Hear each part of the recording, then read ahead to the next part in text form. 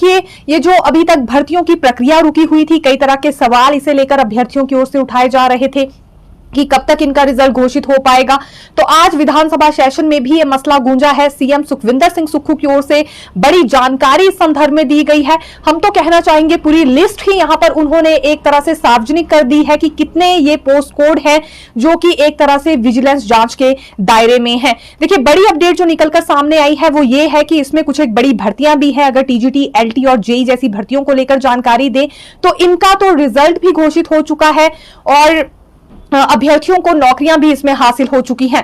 फिलहाल अब कुछ एक मैटर्स ऐसे भी सामने आए हैं कि नौकरी हासिल करने वाले युवकों ने भी अपने समय पर यहां पेपर खरीदने का काम किया था। तो फिलहाल क्या कुछ इस पूरे मसले पर अब होने जा रहा है, जानकारी हम आपको देंगे, क्योंकि आज यहां स्थिति को स्पष्ट कर दिया है सीएम ने। उन्होंने ये बात भी आज मीडिया के समक्ष रख दी है कि आखिरकार अब हमीरपुर कर्मचारी चयन आयोग को लेकर एक बार फिर भर्तियों की प्रक्रिया कब तक शुरू हो पाएगी। तो अपडेट बिल्कुल हम आपको देने वाले हैं नगर हुई भर्तियों को लेकर, क्योंकि स्थिति आज इसे लेकर भी देखिए स्पष्ट हो चुकी है। दरअसल नियम 130 के अंतर्गत 4 विधानसभा सदस्यों की ओर से यह प्रस्ताव लाया गया था। इसमें केवल सिंह पठानिया, मलेंद्र राजन, सुरेश कुमार और अजय सोलंकी हैं। इन्होंने ये प्रस्ताव लाया और इसमें जानकारी देखिए ये मांगी जा रही थी कि फिलहाल ये जो रुकी हुई भर्तियों की प्रक्रिया है कब तक अब शुरू हो पाएगी, कितने मामले इसमें सामने आए हैं। तो सीएम सुखविंदर सिंह सुक्खू ने यहां जानकारी देते हुए ये कहा है कि पिछले 5 वर्षों पर अगर गौर किया जाए तो 2021 तक कोई भी ऐसा मामला सामने नहीं आया था जिसमें पेपर लीक होने की बात हुई हो, लेकिन 2022-23 में 5 एफआईआर दर्ज हो चुकी है और पहली एफआईआर दर्ज होने का सिलसिला उस मामले से शुरू हुआ था जहां अभिलाष कुमार नामक एक व्यक्ति से, जो कि सुजानपुर का रहने वाला है, इन्होंने पहली शिकायत दर्ज की थी। इन्होंने जो शिकायत दी थी ये जेओआईटी पोस्ट कोड 965 को लेकर की थी कि इनसे पेपर खरीदने के लिए 2.5 लाख रुपए मांगे जा रहे हैं इनके एक रिश्तेदार की ओर से। उसके बाद ये सिलसिला शुरू हुआ जांच को लेकर और धीरे धीरे 18 के करीब अब पोस्ट कोड्स यहां ऐसे बताए जा रहे हैं जो कि विजिलेंस के जांच के दायरे में है। बड़ी बात यह है कि इस पूरे मैटर की जो मास्टरमाइंड मानी जा रही है वो उमा आजाद है। ये गोपनीय शाखा में कर्मचारी चयन आयोग में कार्य कर रही थी। अपने बच्चों की मदद तो इन्होंने की ही की, उन्हें ये क्वेश्चन पेपर्स दिखाकर, लेकिन साथ ही साथ अपने रिश्तेदारों के बच्चों को और न जाने कहां कहां इन्होंने क्वेश्चन पेपर बेचने का काम किया। उसके बाद लगातार अब बहुत सारे ऐसे पोस्ट कोड हैं जो कि जांच के दायरे में आ रहे हैं। फिलहाल विजिलेंस ने इस पर जो स्टेटस रिपोर्ट दिखाई है वो 17 फरवरी 2023 को दिखाई थी और 18 के करीब पोस्ट कोड ऐसे बताए जा रहे हैं जो कि शक के घेरे में है। देखिए, इन 18 विभिन्न पोस्ट कोड्स में 10 पोस्ट कोड्स ऐसे भी बताए गए हैं जिन्हें लेकर रिजल्ट डिक्लेयर हो चुका है, नौकरियां हासिल हो चुकी हैं युवकों को, और अब उसके बाद यह मालूम हो रहा है कि नौकरी हासिल करने वाले कुछ एक युवकों ने भी उस वक्त पर क्वेश्चन पेपर खरीदने का काम किया था। देखिए, अभी ट्रैफिक इंस्पेक्टर की भर्ती में इस तरह का मामला सामने आया है। एक व्यक्ति पर एफआईआर दर्ज हुई है और साथ ही साथ इसकी नौकरी भी अब वापस ले ली गई है। तो आने वाले समय में अब यह संभावना ये बनी हुई है कि हो सकता है जिन भर्तियों में रिजल्ट डिक्लेयर हो चुका है और भी कुछ एक ऐसे ही युवक पाए जाएं जिन्होंने एक तरह से यहां क्वेश्चन पेपर खरीदने का काम किया था। अब आपको ये जानकारी दे देते हैं कि कौन कौन सी भर्तियां ऐसी हैं जिनका रिजल्ट डिक्लेयर हो चुका है और एक तरह से अब जांच के दायरे में है। देखिए, सबसे पहले हम लैंग्वेज टीचर की बात करना चाहेंगे। ये पोस्ट कोड 919 को लेकर हम जानकारी दे रहे हैं। ये अभी अंडर इन्वेस्टिगेशन ही मैटर चल रहा है। ट्रैफिक इंस्पेक्टर पोस्ट कोड 819 में भी रिजल्ट डिक्लेयर कर दिया गया था और इसमें तो अभी एक व्यक्ति का मामला भी सामने आ चुका है जिसने ये पेपर खरीद लिया था और उसके बाद नौकरी हासिल की है। उसी तरह से यहाँ असिस्टेंट जेल वेलफेयर ऑफिसर का भी, फिलहाल सुप्रीडेंट जेल वेलफेयर ऑफिसर का भी मामला बताना चाहेंगे। पोस्ट कोड 915 है, इसका भी रिजल्ट घोषित हो चुका है। मार्केटिंग सुपरवाइजर पोस्ट कोड 970 का भी रिजल्ट डिक्लेयर हो चुका है और ये भी अभी शक के घेरे में है। विजिलेंस जांच इस भर्ती पर भी बिठाई गई है। पोस्ट कोड 899 ऑक्शन रिकॉर्डर भी फिलहाल अभी शक के घेरे में है और यहां पर भी रिजल्ट देखिए डिक्लेयर हो चुका था। इसी तरह से फायरमैन की भर्ती पोस्ट कोड 916 की जानकारी दे, इसका रिजल्ट डिक्लेयर हो गया था और जेई आईपीएच 881 पोस्ट कोड का भी रिजल्ट डिक्लेयर हो गया था। TGT non medical 794 post code का भी यहां रिजल्ट डिक्लेयर हो चुका है।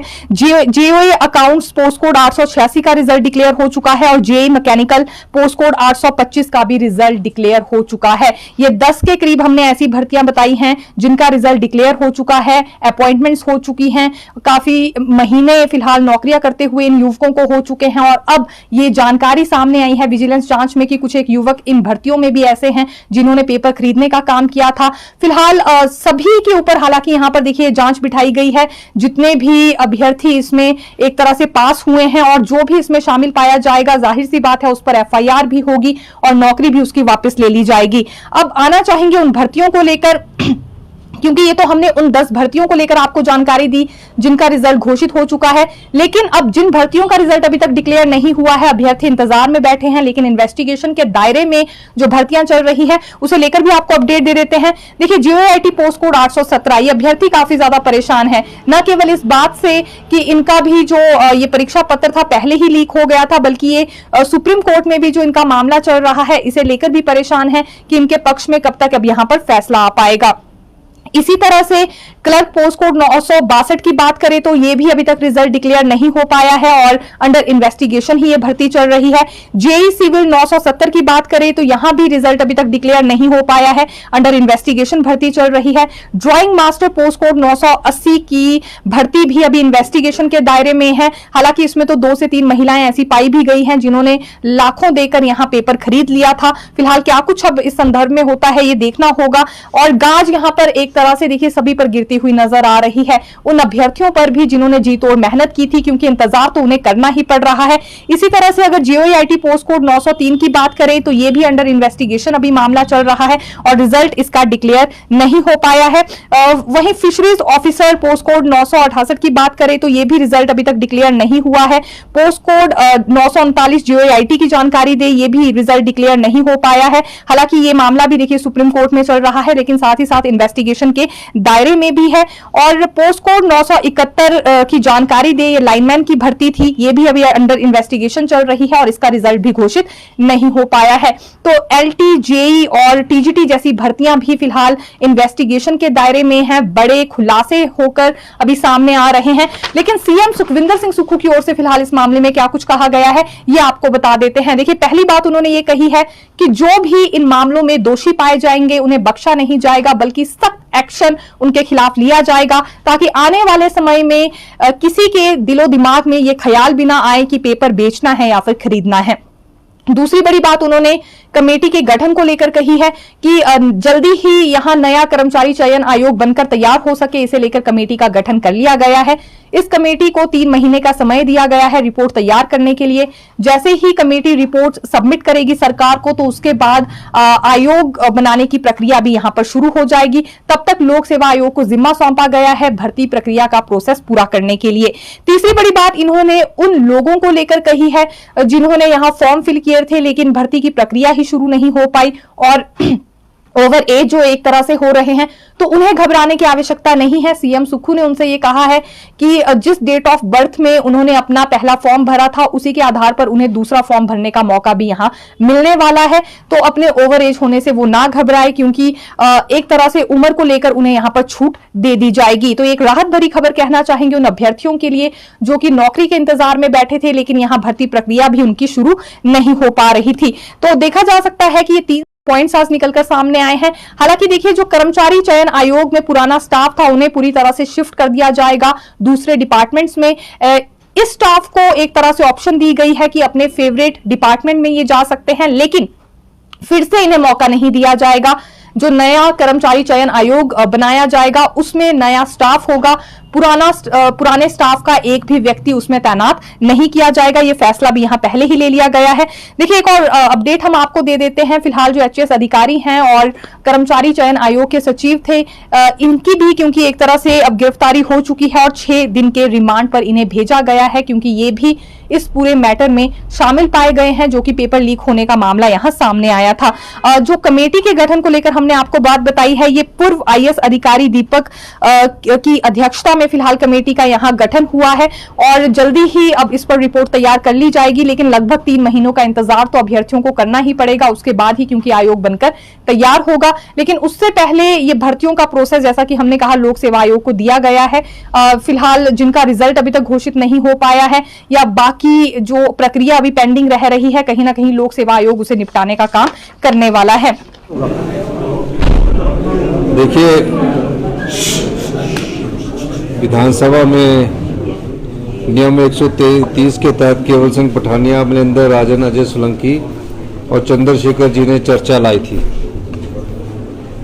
और विडंबना देखिए कि भारतीय जनता पार्टी के जो सभी विधायक हैं,